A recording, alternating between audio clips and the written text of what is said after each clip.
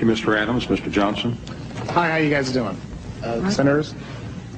One of the things I wanted to bring up, first let me tell you who I am. Name's James Johnson. I'm co-founder of a group called E Pluribus Unum, and one of the leaders and spokesperson for the Ohio Unorganized Militia. I've spoken to many groups around Ohio and in other states, and I've also helped start some groups. Now, what I wanted to touch on was what Mr. Thompson said. I think he focused on a key point, which was why these groups are forming. Why is it growing like it is?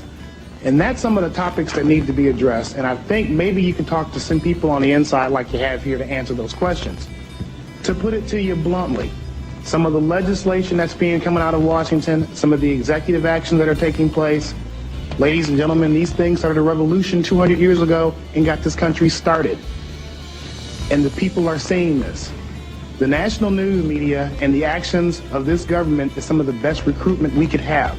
We don't have to say much. All you have to do is talk to the average person out there to tell you, how do you feel about your government? And the people you look at here, we're the calm ones. We're the ones that calm people down. Now, I'm speaking here as a representative for my state and other groups that I know of. The animosity that I see out there between the citizens, all of them, and the government is frightening. What they did was, after listening to all these abuses and government atrocities that you're going to hear here today, and they saw that they were going to no avail, they decided to see what they could do to become part of the solution.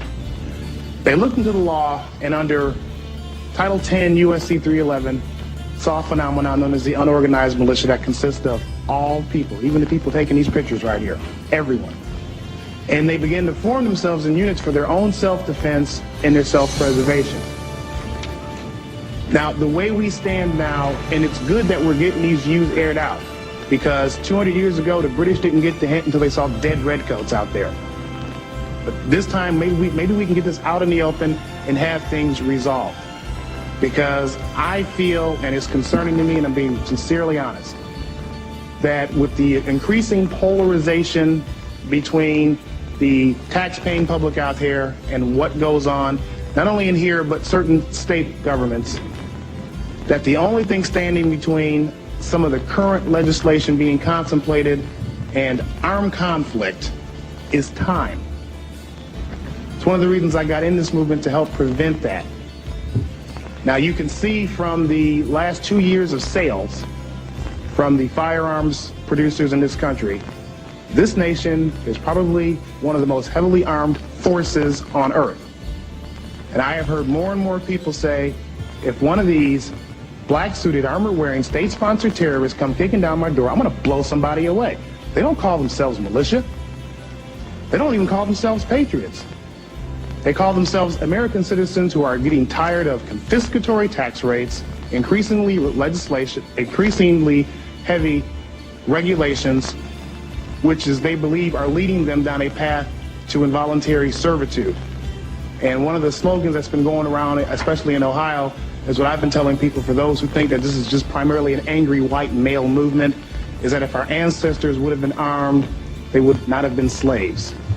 That's why people are getting armed. Not so much with firepower. That's not the thing that makes it dangerous. What makes it dangerous is that they're being armed with knowledge. What you're going to see is a growing number of citizens, and you're seeing that now, that's why we're here, move away from the authority that is here around in the Beltway, and begin to create their own constitutional authority. You're going to begin to see this in the resurgence of the common law courts. You're going to begin to see this, and I'm going to summarize here, in the formation of the militias. That's what came first, to defend ourselves. But you're also going to see this on the legislative end. You're going to see your own candidates in our own elections, and hopefully that we can become a system which will attract others into a more constitutional-based system. Thank you very much. Now, we advocate that more than everything, voting. But we seem to have a problem here during these campaigns when all of these wonderful politicians, God love them, say whatever they're going to say, and they get inside the Beltway and everything is, how do we say, politics as usual. Now, what's going on as this trend continues, and you guys got to listen to this, you're pushing people's backs against the wall out there.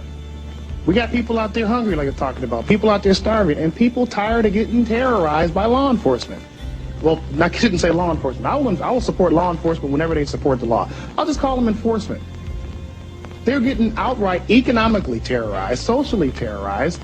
I mean, the political correctness is getting out of hand. That is why these people are, what they're doing, what this militia is now, it's a mindset. It's the civil rights movement of the 90s. It's people sitting there with "Don't tread on me" stamped across their forehead. There's people drawing a line in their sand. That's what it is. Nobody's going to go out there and shoot things. Nobody's going to go out there and blow up things. We're not baby killers. We're baby boomers. We're not terrorists. We're taxpayers. We're not extremists. We're just extremely ticked off at the way the government is deviating away from what's going on around here. And when I say we, as this militia, as this little covert group out there, no, it's everybody. Now, just because you say we're going to form ourselves a militia, it doesn't make you the militia. What we stand for here is the Constitution. That's it. Right now, the militia, I look at it as a constitutional safety net. What you have are these groups who are organizing themselves in a manner that the Constitution will be preserved, no matter what kind of action this government or any other government takes. That's the little friction point you're going to run into there. One of the things that was mentioned here earlier, I think Senator Specter mentioned it. He said, were the militias a threat to the federal government? And I says, gee, you walk outside of 495 and the question's the other way around. Is the government a threat to the militia? The militia is everybody. It's just a law in which people form themselves a group to self-defense and for their security. Okay? It's not to wage war. But if a war is waged, these groups plan on winning. And let me tell you something else. Speaking of this, you're saying should this be looked into? It's a mindset. I was at a gun range earlier this year, and they happened to be firing machine guns that they own lawfully. And we have people, I'm talking law enforcement, I'm talking military, we have a lot of sympathetic people in those branches who all were down there with their firearms and with the awesome display of firepower that I saw down there, and that was just one iota of it. Okay? I say this sincerely, I don't mean to direct this at anybody here, but a lot of people see what's coming down. They see some of the executive orders that are being thrown at them, some of the statements that are being made directed toward the American public. When you hear things about, there was a survey out in 29 Palms, California, in which military officers were asked, if necessary, would they shoot on Americans who refuse to give up their firearms. In any other country, that constitutes a serious threat. Military is not to be used with law enforcement. And there are certain inalienable rights people just aren't going to give up. This is the problem we face here. Even if you say, hey, this is a real bad idea, these guys are a bad idea, and we ought to go just stomp their heads in, you got a problem because they're going to shoot back. And I can tell when those other officers were up here, it was a serious concern. Even though, hey, we all want to preserve our constitutional rights, okay? If there's nuts out there, heck, we'll probably find them before you do and turn them over to you. But as far as the mainstream approach of this thing, and when we hear about some of the plans or ideas that they would like to see happen to us, okay, now I have seen them take place. I'm talking about Brunswick, Ohio. We had one gentleman who got his door knocked on. He said, no, go back and get a warrant. It's under the Constitution. Get a warrant, get probable cause. Okay, the result was he kicked his door in 7 times. So this person with a legally owned weapon shot him. She said it was a police officer. If a police officer kicks down my door with no warrant, no probable cause, what am I supposed to do? Incidents like that have happened throughout the course of history. Will continue to happen. Let me talk about the racist aspect now. It's getting old. I'm getting real tired of being called a Klan member. I'm getting tired of being called a member of the Aryan Nations group. I spoke 2 weeks ago down to Lincoln Memorial along with 2 other black people and the Jews for the Preservation of Firearms, and I believe there was somebody else Jewish who had helped organize it, and the reports came out that a racist, anti-Semitic militia group held a rally on the Lincoln Memorial. Are these people blind, or is there an agenda afoot here? Okay? There are more black people showing up every day. A lot of the things that these people sit around in these meetings, these so-called right-wing wackos, and talk about, happen daily in black communities. And black communities know this. The first people concerned seriously about neighborhood house-to-house searches and seizures were over in Chicago. They were black. Good grief, almost half the people in Waco who got killed were black. This movement isn't about guns and skin color. It's about liberty. It's about freedom. Amen. The same kind of legislation we're seeing coming down on everybody now came down on blacks just after the Civil War.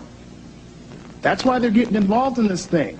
And it's going to come eventually to somebody, you know, as you keep ignoring us and saying, well, these guys are just a bunch of angry white men. Well, Pardon me for interrupting, but they have started the vote now, so we're going to have to conclude it in just a few minutes. Okay.